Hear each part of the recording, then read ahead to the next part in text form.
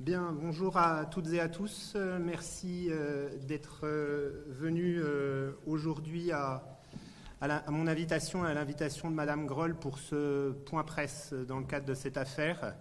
Je suis Mathieu Héroldi, avocat au barreau de Strasbourg. Je suis l'avocat de Madame Groll, la maman de Lina.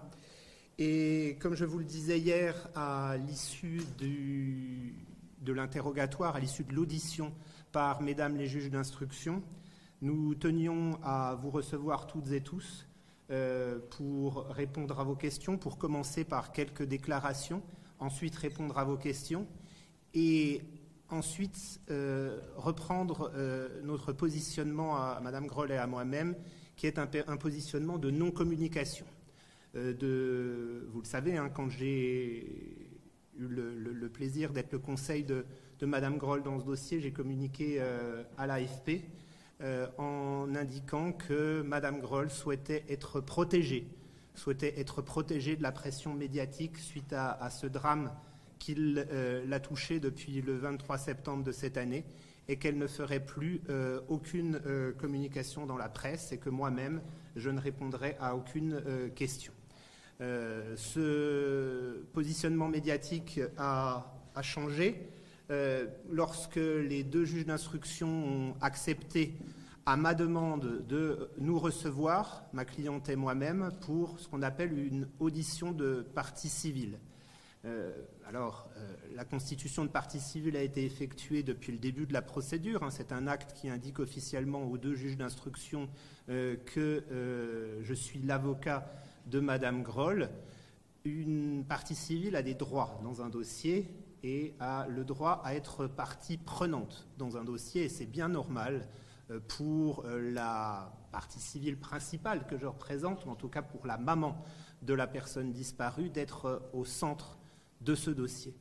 Ce qui nous a étonnés, alors que Madame Groll et moi-même participons à l'enquête de manière active quand il y a des demandes de la part des enquêteurs d'audition, quand il y a des demandes pour vérifier certains points. Madame Groll a un contact régulier avec les enquêteurs qui sont en charge de ce dossier.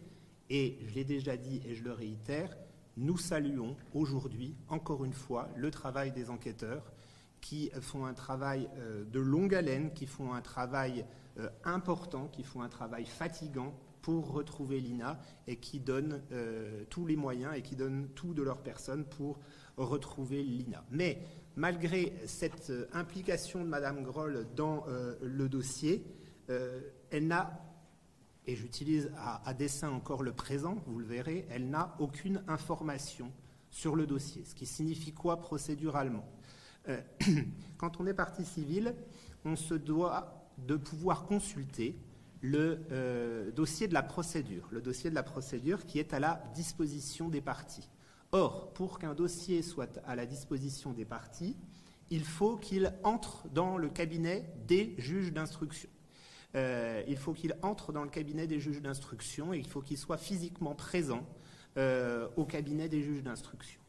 Or, aujourd'hui, le seul dossier qui est présent au cabinet des juges d'instruction, qui est, selon le terme technique, coté, c'est le dossier de l'enquête préliminaire.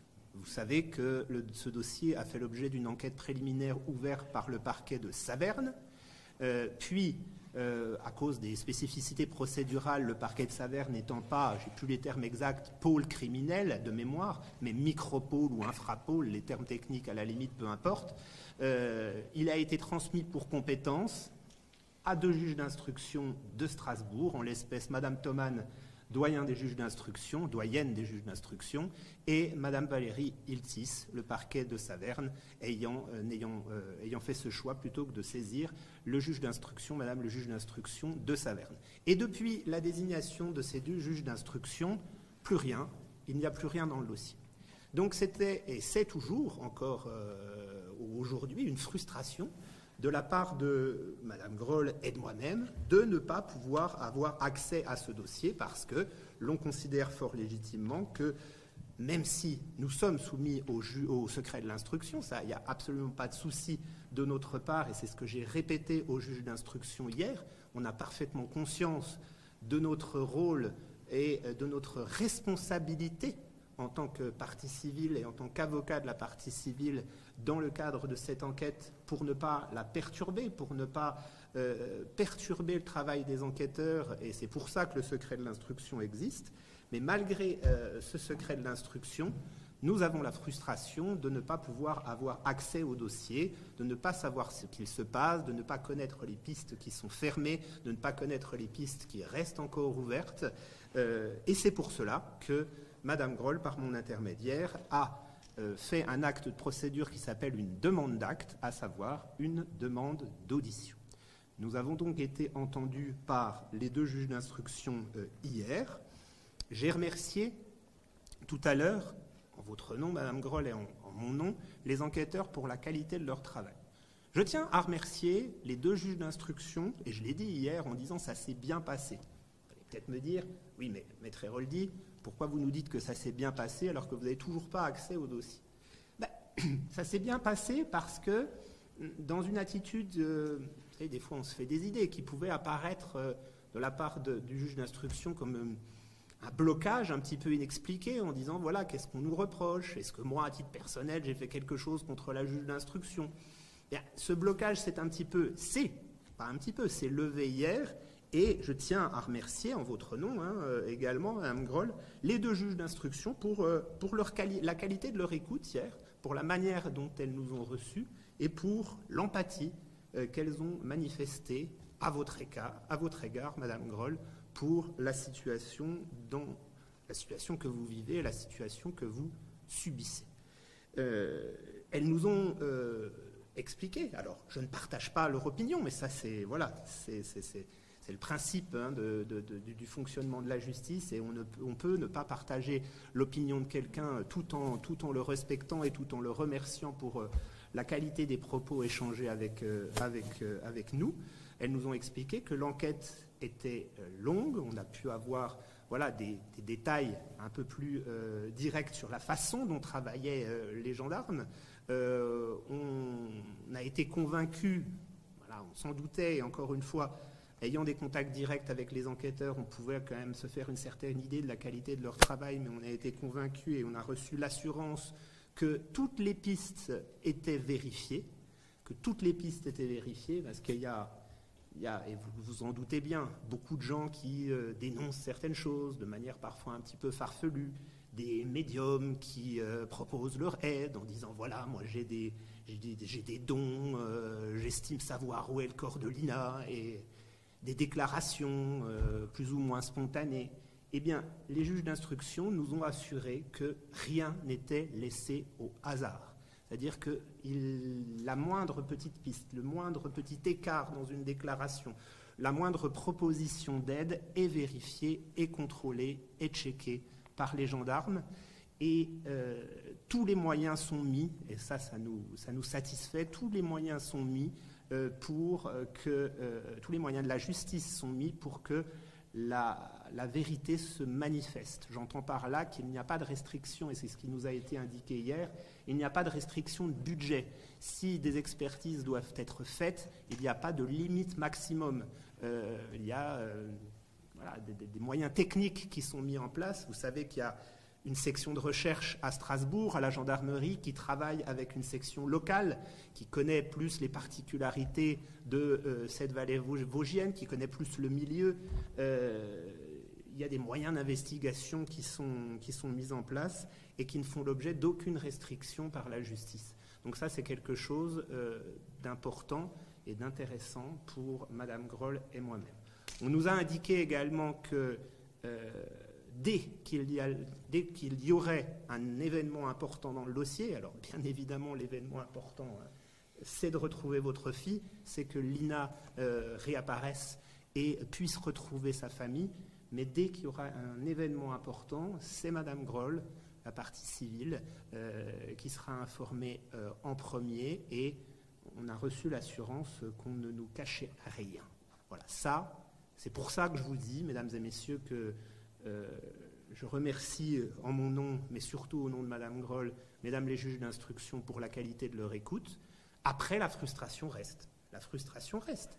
parce que, effectivement, c'est la position des juges d'instruction de nous dire que dans le cadre d'un dossier comme celui-là, c'est normal que le dossier ne soit pas mis à la disposition des parties immédiatement parce que, selon leurs termes, la commission rogatoire est toujours en cours, c'est-à-dire qu'elle est toujours en rédaction, en cours de rédaction, en cours de voilà, les feuilles s'accumulent au fur et à mesure de l'enquête qui avance au niveau des différents services et brigades de gendarmerie, et qu'il faut encore patienter pour avoir un retour partiel, puisque nous n'aurons qu'un retour partiel de cette commission rogatoire qui nous a été annoncée, nous sommes début février, mais qui nous a été annoncée pour la mi-mars. Voilà, j'ai dit que je respectais cette opinion, cette façon de voir, je la comprends, parce que voilà, c'est une affaire compliquée, il faut que la justice travaille en toute sérénité, mais encore une fois, même si nous la comprenons, même si nous avons été satisfaits de l'écoute des deux magistrates, des deux juges d'instruction, la frustration reste. Nous allons bien évidemment patienter parce que nous n'avons pas le choix, mais nous espérons que lumière soit faite de manière rapide et que l'INA puisse enfin être retrouvée. J'aimerais également profiter de cette conférence de presse et de ce point presse avec vous pour vous parler de deux éléments supplémentaires.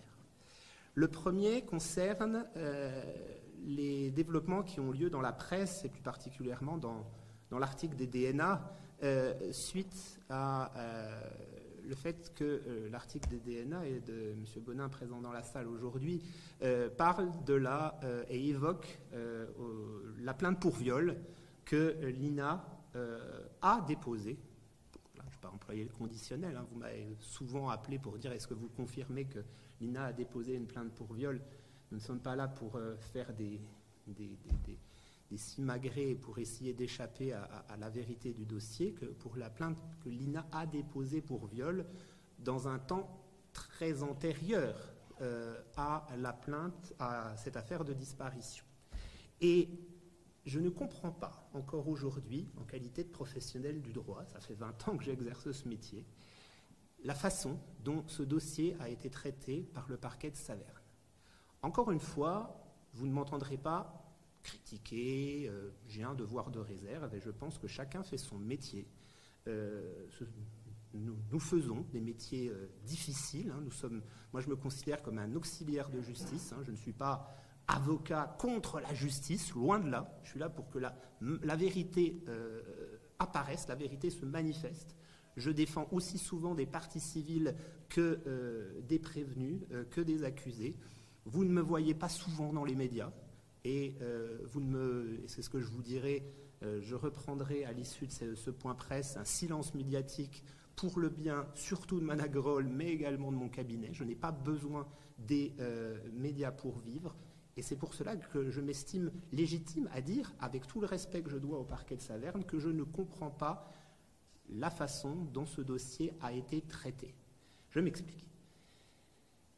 Cette plainte pour viol, dont je vous dirai quelques mots après, pour des raisons que je vous expliquerai, je la connaissais, puisque je n'étais pas encore, à l'époque, avocat de Mme Groll. On ne se connaissait pas encore, Mme Groll, mais vous m'en aviez parlé. Vous m'en aviez parlé parce que, bien évidemment, ça fait partie du dossier, ça fait partie de la personnalité et des possibles pistes que l'on peut explorer. Quand une enfant de 15 ans disparaît, il faut s'intéresser à son histoire.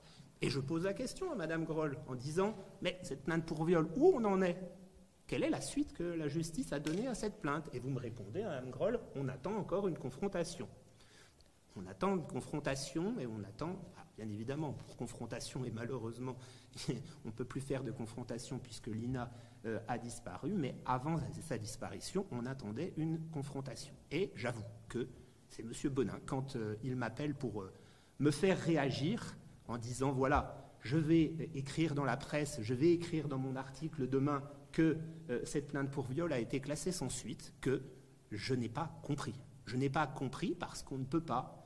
alors déjà, une information on est demandé pour beaucoup, mais encore une fois, nous réitérons que Madame Groll, en qualité de maman de la partie civile, et je crois que voilà, pour en avoir discuté avec son conseil, le papa non plus, n'a pas été informé de ce classement sans suite de la plainte déposée par l'INA à l'encontre des 2 personnes qu'elle accuse de viol. Je ne comprends pas non plus, la surprise était d'autant plus grande, vous continuez vos investigations, cette information apparaît, je crois, un vendredi soir, le coup de fil des DNA, et pour plusieurs, je pense que vous êtes dans la salle, vous prenez contact avec le parquet de Saverne, parce que contrairement à moi, vous avez le numéro de portable de Madame le procureur de Saverne, et Madame le procureur de Saverne vous indique que, et là, je pèse mes mots parce que c'est encore des notions que j'ai peine à comprendre en matière juridique, que la décision de mémoire, la décision de classement sans suite initiale serait revue et que, je cite encore de mémoire, mes excuses si j'écorche ces propos, et qu'une nouvelle décision sur cette plainte allait être prise et que la famille de la victime serait la première informée. J'aurais dire fort heureusement. Je fais un courrier, je crois que j'adresse à Madame Clairaut, la procureure de Saverne, un SMS, puisque vous m'aviez transmis son numéro de portable et effectivement, après avoir vérifié, c'est un numéro de portable professionnel dont elle faisait part dans ses mails, donc je n'ai pas hésité à la contacter. Elle a, je me dois de le dire, tenté de me contacter à une reprise. Nos emplois du temps étant chargés, je n'ai pas pu répondre. Je lui ai réécrit en lui proposant non seulement un entretien téléphonique, mais même un échange par mail. Et j'avoue que depuis, je n'ai pas eu de réponse. Alors, comme nous le disions avec les juges d'instruction, il ne faut pas mélanger les 2 dossiers. Les juges d'instruction, Mme Thoman et Mme Iltis, ne sont en rien responsables de la procédure suivie pour viol à l'encontre de ces 2 jeunes gens. Ce sont des choses qui sont totalement distinctes. Simplement, moi aujourd'hui, lors de cette conférence de presse, je demande au parquet de Saverne des explications et je demande à ce que Mme Groll, conformément à ce qui a été indiqué dans la presse, soit au courant de la teneur de la décision du parquet de Saverne et que des explications puissent être apportées sur, d'une part, ce classement sans suite qui aurait eu lieu bien avant la disparition de Lina, dont on n'a pas été informé, et d'autre part, le fait de savoir pourquoi la disparition de Lina aurait pu entraîner un réexamen du dossier. En quoi le fait qu'une jeune fille disparaisse peut entraîner un réexamen de cette plainte pour viol. Quelques mots maintenant de cette plainte pour viol. On m'a demandé est-ce que vous pouvez en donner plus de détails, comment ça s'est passé, etc., etc. Vous pensez bien que non. Je ne vais pas aujourd'hui vous donner les détails du dossier parce que même si c'est une procédure qui ne fait pas encore l'objet d'une instruction, et encore, moi je vous annonce aujourd'hui que nous avons décidé, pour faire bouger les choses, de ne pas attendre la réponse du parquet de Saverne, mais de porter plainte avec constitution de partie civile dans ce dossier-là également, ce qui entraînera la saisine du juge d'instruction savernois, parce que c'est un dossier qui relève de sa compétence, mais qui permettra au juge d'instruction savernois de contrôler le travail du parquet et de faire enfin toute la lumière. Je vous disais donc que ce dossier ayant vocation, suite à cette constitution de partie civile, à devenir un dossier d'instruction, je ne vais pas vous en parler. Je ne vais pas vous en parler pour ne pas entraîner de colibets, de rumeurs ou d'accusations infondées contre ce que des gens pourraient penser, et ce que la morale publique, on va dire, pourrait penser des activités de l'INA. J'entendais, oui, si elle est capable d'avoir des relations sexuelles avec des jeunes gens en soirée, c'est qu'elle avait des mœurs légères, et donc c'est pour ça qu'elle s'est fait enlever. Vous savez, les raccourcis sont extrêmement faciles. On y viendra également sur au 3e sujet que j'aimerais aborder avec vous aujourd'hui. Ce que je peux vous dire aujourd'hui, c'est qu'elle avait 12 ans et demi, c'est ça ? 13 ans et demi. c'était pas du tout une soirée. Lina ne sortait pas à cet âge-là. C'était une activité de fin d'après-midi. Elle était en train de passer un moment avec 2 ou 3 amis et elle s'est fait abuser. Elle s'est fait abuser et son consentement a été abusé. Je ne rentrerai pas dans les détails, mais j'appelle, s'il vous plaît, par votre intermédiaire, à de la réserve et à ne pas tirer des leçons ou des conclusions hâtives de ce qui paraît dans la presse quant aux comportements et aux habitudes que l'on aurait pu prêter à Lina de par cette plainte pour viol. Le dernier sujet est un sujet sensible, mais et et ça concerne également le parquet de Saverne. C'est quelque chose qui fait qui pose question à ma cliente et pour laquelle elle a porté plainte. C'est l'attitude d'un prétendu journaliste, et vous l'avez relevé dans la presse, et d'une plainte qui a été déposée contre un monsieur qui se fait prénommer Samir, je crois, avec une émission TPM-Y.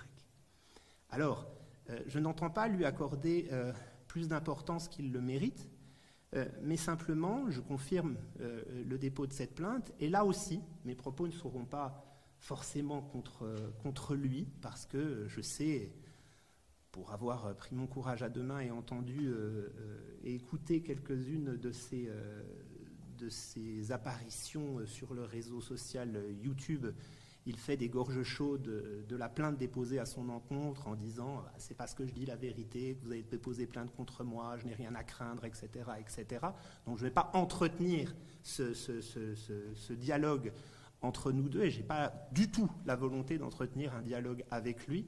J'appelle simplement, par votre intermédiaire, le parquet de Saverne à faire les démarches nécessaires pour enfin donner suite à la plainte déposée par ma cliente contre cette personne. Il semblerait, après les informations que j'ai eues, que cette plainte ait été transmise à un groupement de gendarmerie de Metz, il me semble, qui est spécialisé dans les violences, enfin dans les infractions sur réseau, les infractions sur Internet.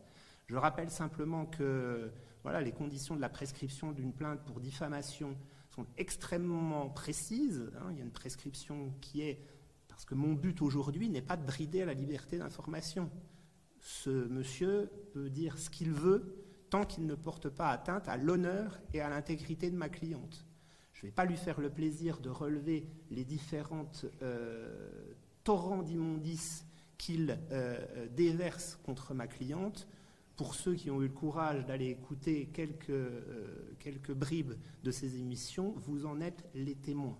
Mais en tout état de cause, ce monsieur, même si je respecte sa liberté d'information, ne doit pas causer préjudice et ne doit pas porter atteinte à l'honneur et à mon honneur. J'ai le dos large et c'est mon métier, mais en tout cas, ne doit pas porter atteinte à l'intégrité et à l'honneur de ma cliente. Voilà pourquoi je fais un appel aujourd'hui au parquet de Saverne pour que cette plainte soit suivie des faits et que ce monsieur puisse être interrogé pour qu'il justifie ses propos et qu'il justifie la façon dont il a de s'adresser et de parler de ma cliente à l'égard de sa fille dans ce dossier, et que enfin une sérénité puisse être retrouvée par ma cliente à ce sujet, parce que il faut vous dire que des renseignements que ce monsieur obtient ne peuvent être obtenus que par des personnes proches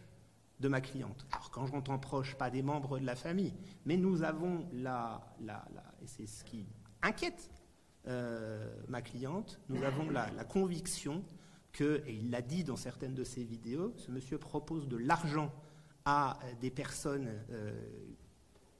qui passent dans la vallée et qui sont proches de ma cliente pour obtenir des informations. Il y a des informations anodines, mais qu'il a montées en épingle, qui sont ressorties dans ces vidéos qu'il ne pouvait pas connaître sans un appui extérieur. Donc ça, c'est quelque chose qui perturbe et qui cause préjudice à ma cliente. Assez parlé de lui, on on lui a donné assez d'importance, mais encore une fois, mes propos n'étaient pas forcément contre lui, mais surtout à l'intention du parquet de Saverne pour que la lumière soit faite dans ce dossier et que les intérêts et le préjudice de ma cliente soient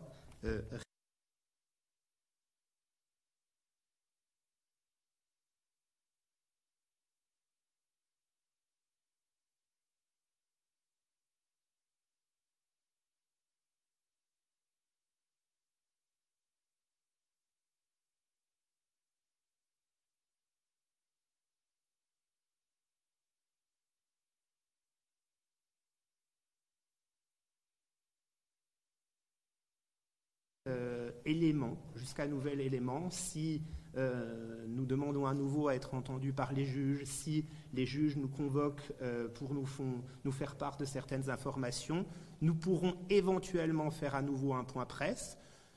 Jusqu'à ces nouveaux éléments, nous n'en ferons pas et nous continuerons à respecter, encore une fois, le principe du secret de l'instruction parce que, au regard du respect que nous avons pour le travail des enquêteurs et des juges d'instruction.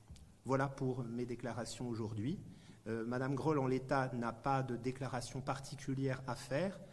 Elle est là pour vous montrer également qu'elle s'implique dans ce dossier et elle est là à mes côtés aujourd'hui pour répondre à d'éventuelles questions sous réserve qu'elle ne rentre pas dans les détails du dossier. Et je vous remercie donc de m'indiquer si vous avez des questions. Madame Moreau, ça fait 4 mois que vous en visiblement me permet d'augmenter la trace de votre fille. Lorsque vous êtes exprimé à de nombreuses reprises auprès des journalistes quelques jours suivant la disparition de Julina, vous aviez martelé à plusieurs reprises garder espoir. Est-ce que c'est toujours le cas aujourd'hui et si on peut avoir quelques mots sur votre état d'esprit? Toujours, c'est ce qui fait que je me lève tous les matins. Il n'y a pas d'autre choix que de garder espoir. Comme me l'indiquait ma cliente, c'est effectivement cette formule qui est extrêmement importante. Il n'y a pas d'autre choix. Une maman, tant qu'elle n'a pas la preuve contraire, estimera toujours que sa fille est en vie, pensera à sa fille comme en vie, et elle ne peut, pour elle, et on la comprend, être qu'en vie. À quoi ressemble votre quotidien peut-être aujourd'hui? Comment est-ce qu'on fait face à un tel drame? Vous avez repris une activité professionnelle? Non. Est-ce que vous êtes entouré par Tao peut-être, le petit ami de Lina? Est-ce qu'il est toujours à vos côtés à peine? Non, Tao, j'ai toujours des contacts avec lui, mais il a dû reprendre l'école, sa formation, et comme beaucoup de gens, en fait, pour qui la vie continue et avance. Moi, non. Il faut que la vie continue. Et Madame vit pour cette enquête et effectivement n'a pas encore repris d'activité professionnelle, est soutenue par certains membres de sa famille. Et voilà. Par toute ma famille, par les amis. Absolument, vous êtes soutenue. Et aussi, je remercie toutes les bonnes personnes qui m'envoient des messages, qui envoient des soutiens, des gestes. Tout, chaque acte bienveillant, je les remercie, vraiment. Bonjour. Vous ressentez cette frustration, effectivement, dont parlait Maître Roldi, parce que vous avez la sensation d'être un peu à l'écart de l'enquête, comment vous vivez ça particulièrement? Alors, à l'écart, non, puisque je sais très bien que c'est le secret d'instruction et que c'est ainsi. La frustration, oui, complètement, parce que je voudrais savoir, savoir, comprendre. Et ça, c'est quelque chose de terrible au quotidien, de ne pas savoir, parce que je cogite tout le temps. Tout le temps, j'analyse, j'hypothèse, j'y pense. C'est un temps quand même, et c'est ce qui est difficile pour ma cliente. C'est un temps, vous le savez, le temps de la disparition de Lina est très court. Nous parlons de quelques minutes entre le dernier message à Tao et le moment où le téléphone arrête d'émettre. On parle de quelques minutes. Bien évidemment, je me suis rendu sur place. Les juges d'instruction nous indiquent également s'être rendus sur place. C'est une route où on va sur cette route. On n'y passe pas par hasard, entre guillemets, et donc c'est pour ça que cette frustration et cette incompréhension est grande. Qu'est-ce qui a pu se passer dans le cadre de ces quelques minutes? Mais nous n'avons pas le choix. Et encore une fois, même si nous ne sommes pas forcément d'accord à cause de cette frustration avec la position des juges d'instruction et que nous aimerions en savoir plus dès maintenant, faisons avec et au moins profitons de la qualité d'écoute de ces deux magistrates. Je crois que vous aviez une question, madame. Votre avocat évoquait l'écoute et la bienveillance des deux juges d'instruction dans votre audition. Est-ce que vous pouvez nous en dire un petit peu plus avec votre ressenti à vous, avec vos mots à vous? Comment ça s'est passé? Je pense que c'est bien résumé. J'ai eu ce même sentiment d'écoute et oui, de bienveillance, d'humanité. Finalement, je pense que c'est ce que j'attendais de ce rendez-vous. En fait. Au bout de 4 mois, j'avais besoin de voir les responsables de l'enquête et d'avoir ce contact humain, en fait. C'est surtout ça. Elle voulait du concret. Pour l'instant, la juge d'instruction, c'était un personnage un peu éthéré. Madame Groll n'a pas l'habitude des choses de justice. Alors, bien évidemment, savait ce que c'était qu'un juge d'instruction. Mais voilà, Madame Sophie Thoman, doyenne des juges d'instruction, Madame Valérie Iltis, juge d'instruction, elle voulait se les représenter, elle voulait savoir qui était en charge et mesurer l'implication de ces deux magistrates dans ce dossier. Et ça, on en a été convaincus. Bien évidemment, c'est un dossier extrêmement important pour eux. Bien évidemment, c'est un dossier qui n'est pas laissé de côté et c'est un dossier qui ne passera pas à la trappe. Monsieur. Attendez, monsieur. Une question pour Maître Groll, s'il vous plaît. Vous avez évoqué plusieurs fois le parquet de Saverne, Mhm. Est-ce que vous estimez que l'enquête, à ses tout débuts, a été bien menée par le parquet de Saverne? Je n'ai pas d'observation particulière à faire sur cette enquête. Une enquête pour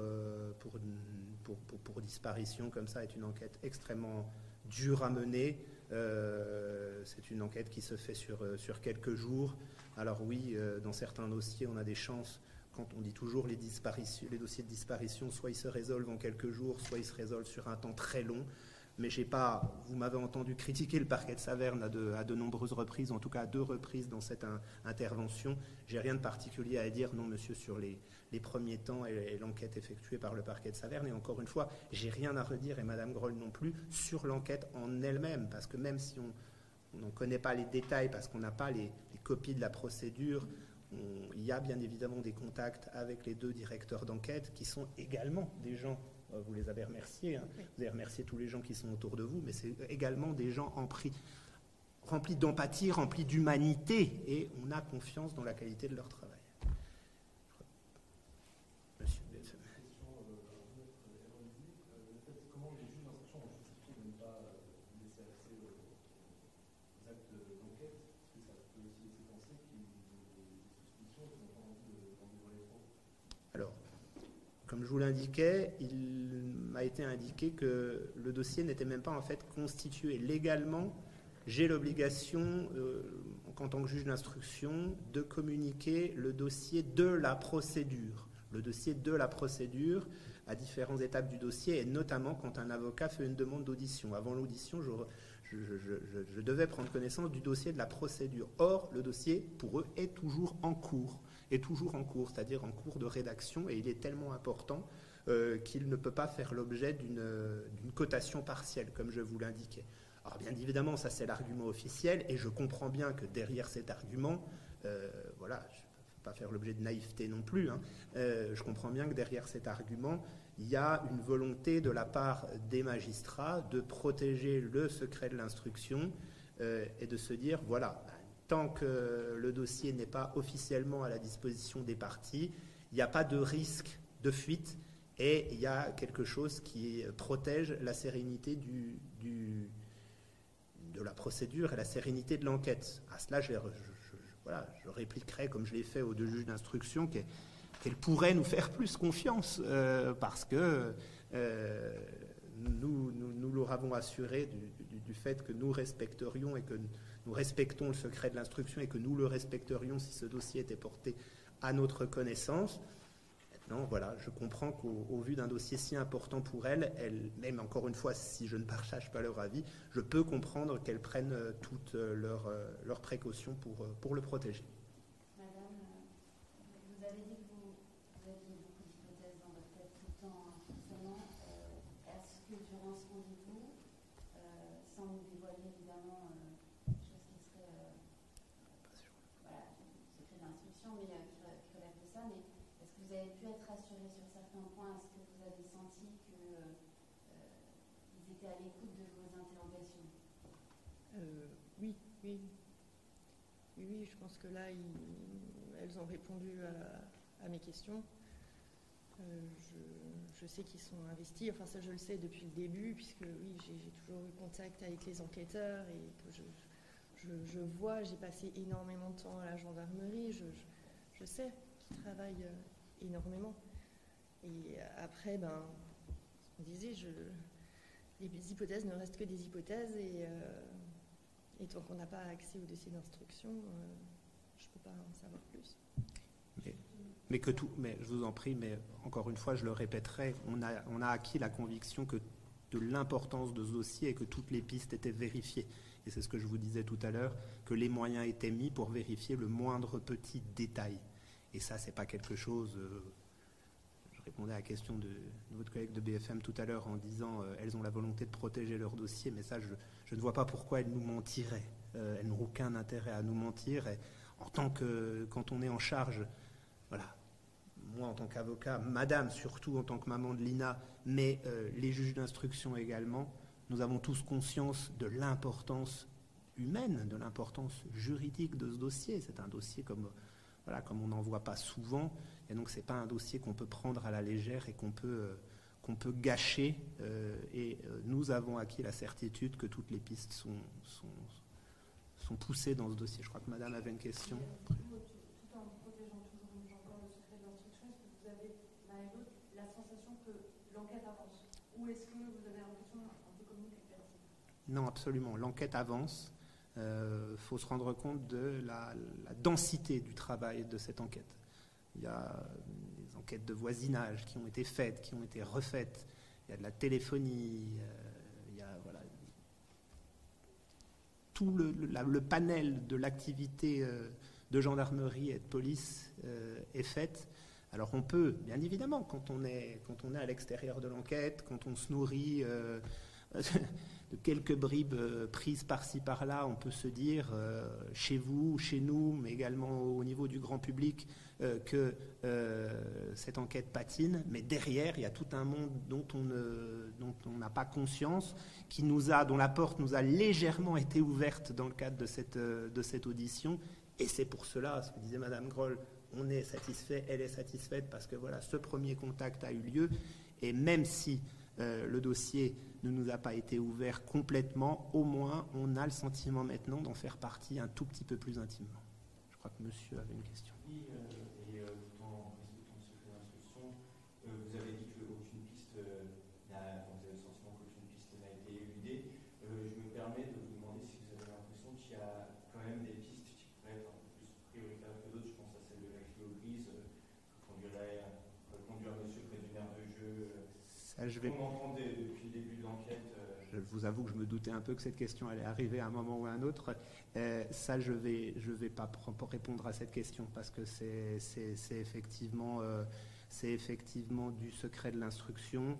Vous avez eu connaissance de cette piste parce que c'était, je crois, un mailing qui a été envoyé à tous les parents d'élèves du collège que Lina fréquentait, oui, absolument. Donc cette piste existe. Après, je n'ai pas de détails particuliers et je ne pense pas que ça apporte quelque chose en plus de la commenter.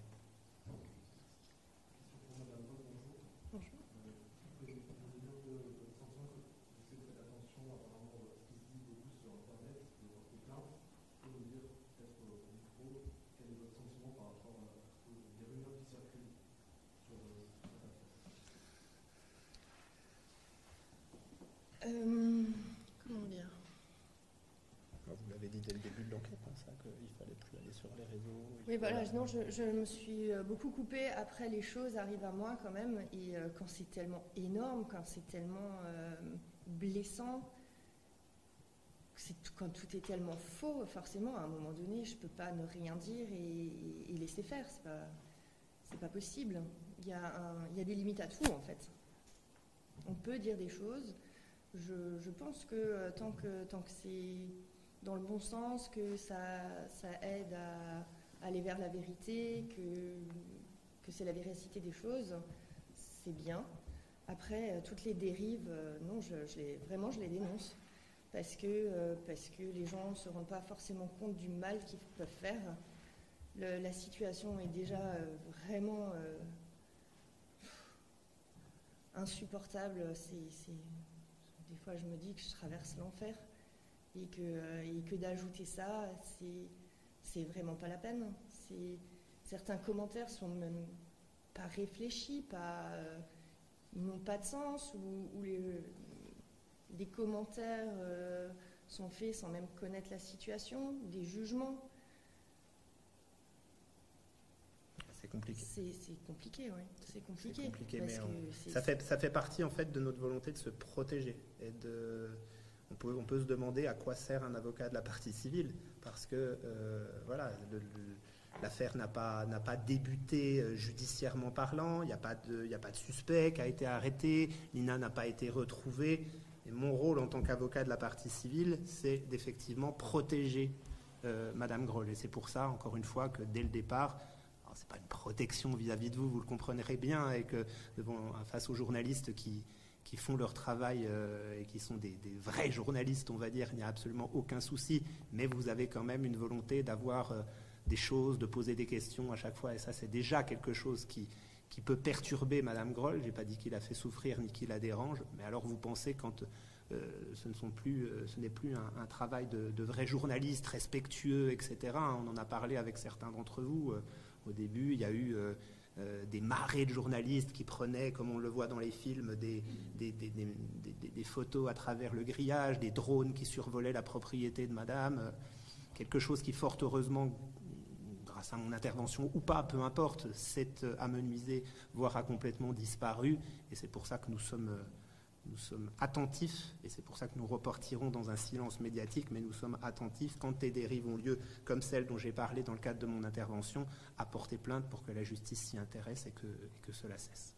Dans cette volonté de se protéger, est-ce que vous, Mme Groll, vous êtes coupé des informations? Est-ce que vous êtes coupé de la radio, de la télévision, des journaux? Est-ce que vous évitez de lire, d'écouter, d'entendre ce qui se dit sur la disparition de votre fille au travers des médias aujourd'hui, d'une manière générale?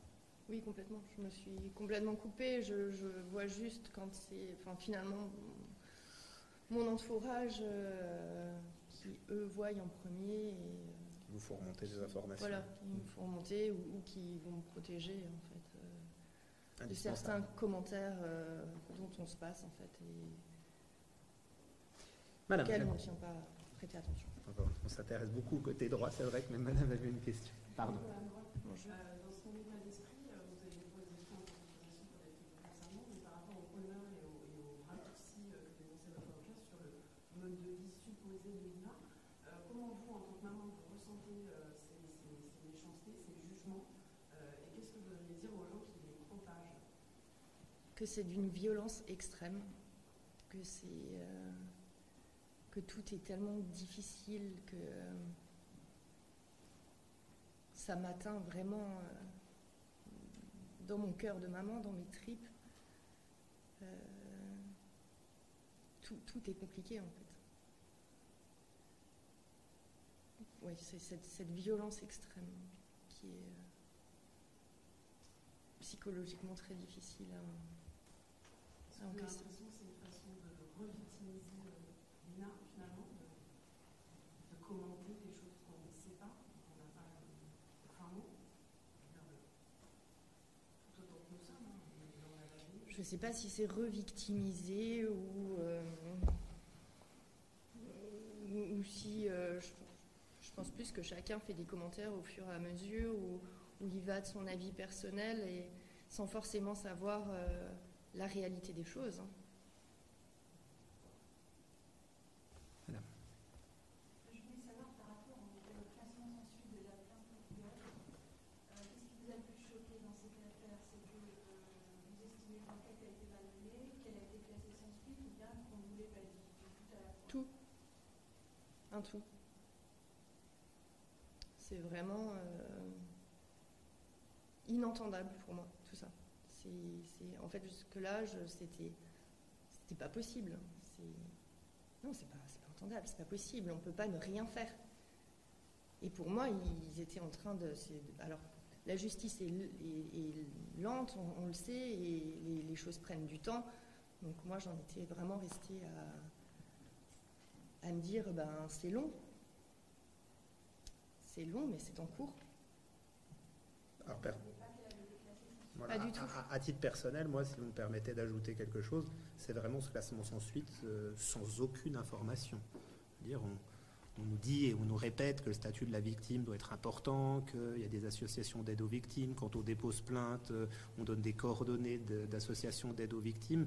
Et là, dans une affaire quand même de viol dénoncé par une jeune fille, voilà, ça a été dit et redit dans la presse qu'à partir d'un certain âge, jusqu'à un certain âge, on n'allait pas rechercher le consentement. Voilà, après, il y a eu des commentaires.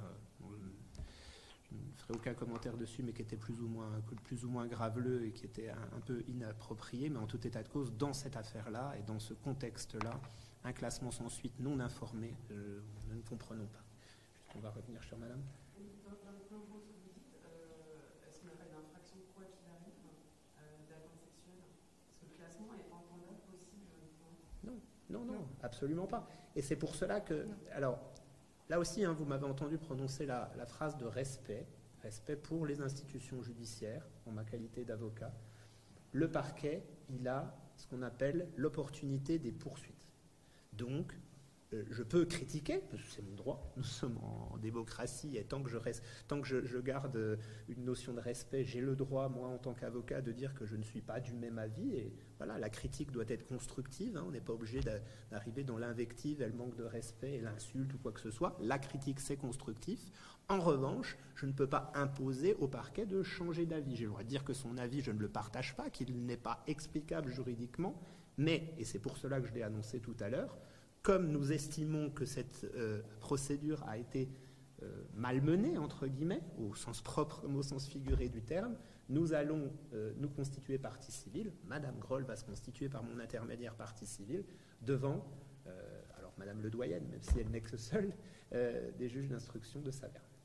Je crois qu'il y avait une question encore. Dans cette histoire de plainte pour viol, est-ce que vous pouvez nous confirmer que les personnes dont vous n'avez porté plainte ont un avis aujourd'hui de disparition? C'est une question qui suit sur le fond du dossier. Je crois que vos collègues de la presse s'en sont fait état. Mais en l'état, moi, je ne participerai pas. Encore une fois, je suis tenu au secret de l'instruction, donc je ne répondrai pas à cette question. Est-ce que quelqu'un d'autre encore, madame?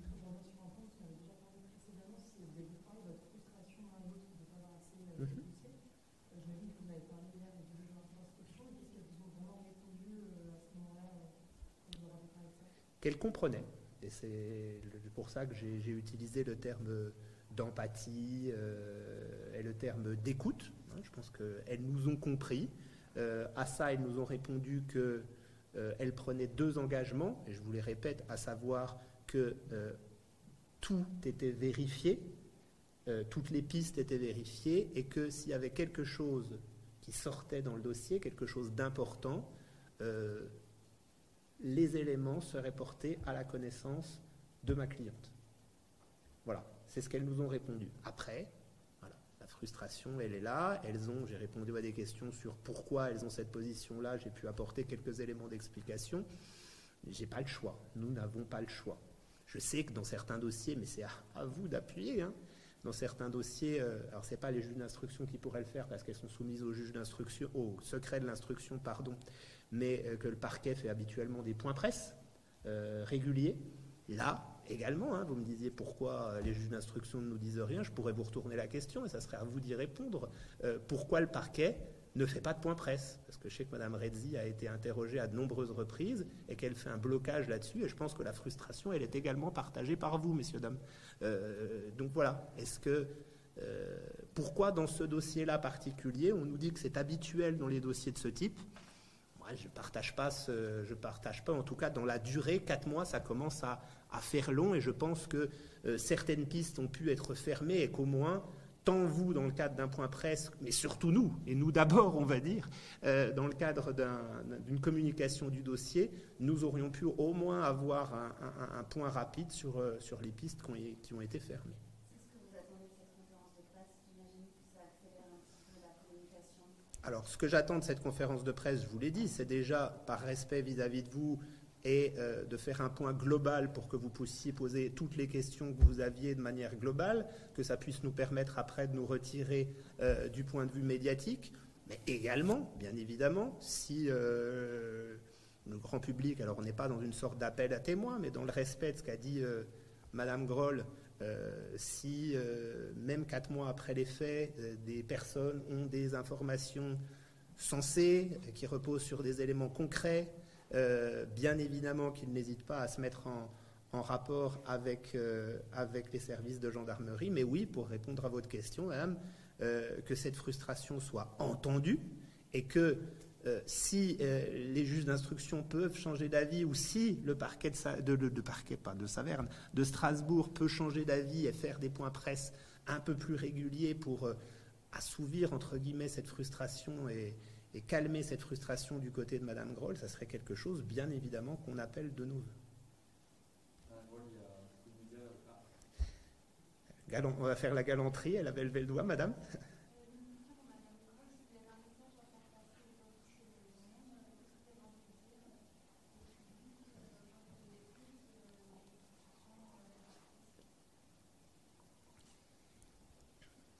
Je pense que là, ça met vraiment à jour toute l'importance de rendre justice.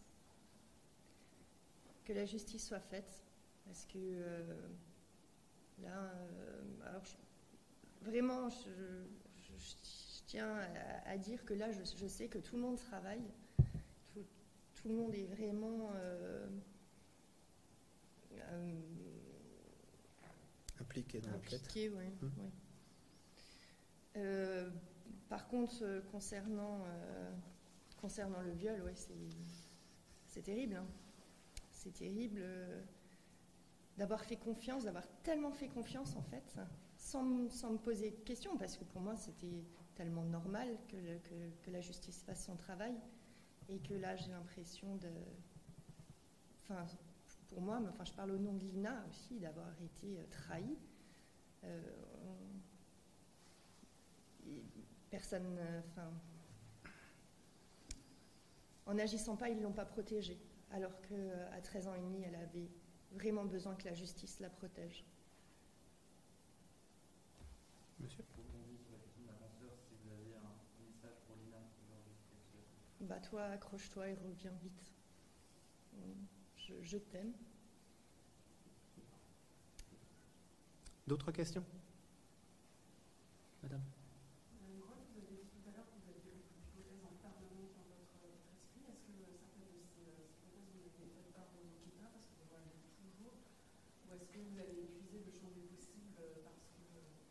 On en parle toujours et on remet à jour. Oui, on communique et s'il y a quoi que ce soit à apporter ou une question à répondre ou...